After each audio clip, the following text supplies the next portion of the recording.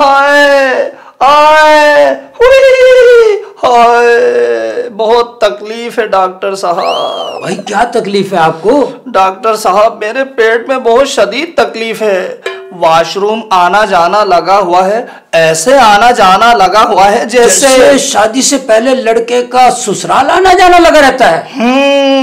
آپ مجھے بہت سمجھدار لگتے ہیں ڈاکٹر صاحب۔ بھائی وہ تو میں ہوں۔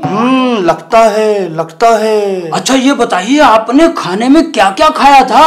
ڈاکٹر صاحب 1 درجن انڈوں کے آملیٹ کے ساتھ 10 پراٹھے اور 16 کباب کے ساتھ 8 بریانی کی پلیٹیں، قورمے کے ساتھ 8 روٹیاں، 4 کسٹرڈ کی پلیٹیں اور 1 کلو مٹھائی۔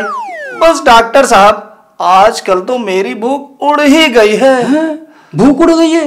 اتنا کھانے کے بعد تو آپ کو خود دنیا سے اڑ جانا چاہیے تھا۔